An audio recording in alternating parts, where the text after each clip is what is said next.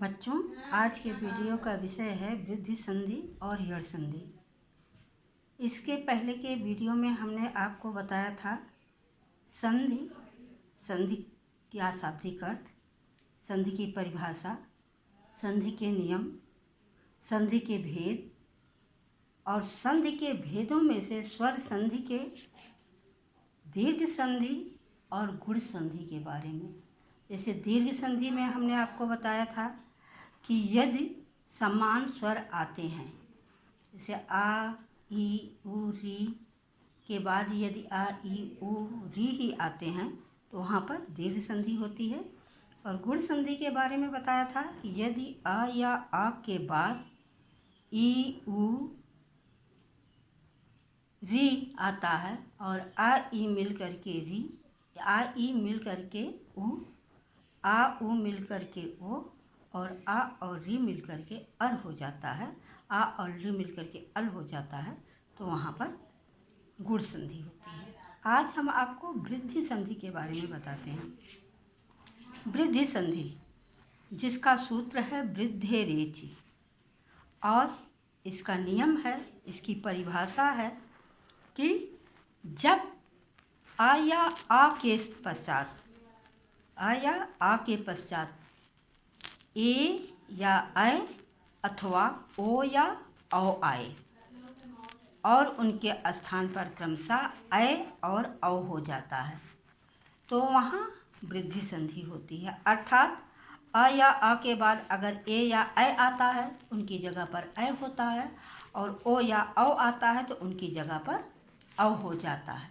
अर्थात चाहे ह्रस्व आए या दीर्घ आए, दोनों के स्थान पर दीर्घ ऐ या औ हो जाता है। उन्हीं को वृद्धि संधि कहा जाता है। जैसे मम प्लस एव, यहाँ आप देख रहे होंगे आ प्लस ए मिल करके ऐ बन रहा है, मा मयव।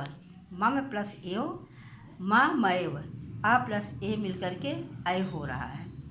सदा प्लस एव, आ प्लस ए मिल करके ऐ बन रहा है, सदैव। सदा प्लस एव सदैव, तो यहाँ पर आ प्लस ए मिल करके ऐ बन रहा है। मत प्लस ऐक्यम, आ प्लस ऐ मिल करके भी यहाँ पर ऐ बन रहा, मतैक्यम। इसी प्रकार से ओ का देखिए, जल प्लस ओध जलौध, आ प्लस ओ मिल करके औ बना है। और महा प्लस औषधम महौषधम, आ प्लस औ मिल करके औ बना है।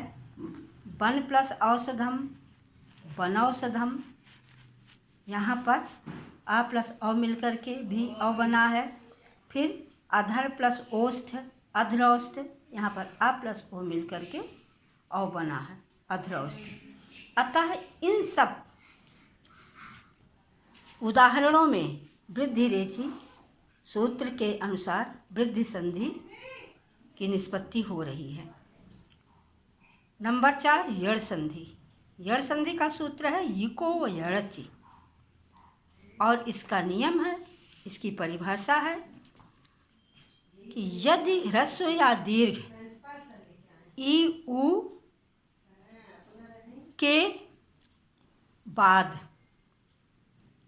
ई उ रील री के बाद, यदि ह्रस्व या दीर्घ ई उ रील री के बाद कोई असमान स्वर आता है तो ई के स्थान पर या, उ के स्थान पर वा, री के स्थान पर रा और री के स्थान पर ला हो जाता है।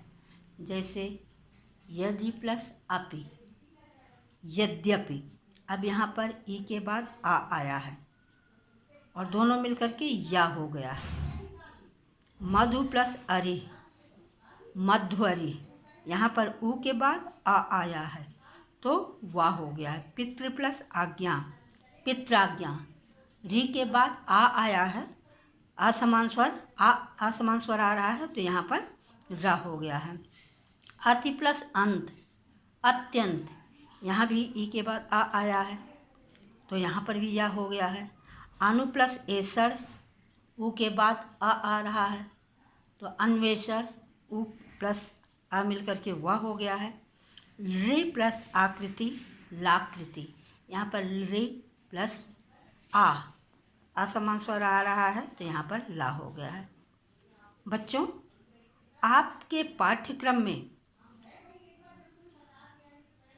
इन्हीं 4 भेदों का, क्लास 9th और 10th के पाठ्यक्रम में केवल स्वर संधि के 4 भेदों का ही विवरण दिया गया है। यही 4 भेद निर्धारित किए गए हैं। अतः आप इन्हीं चारों भेदों का अध्ययन करेंगे।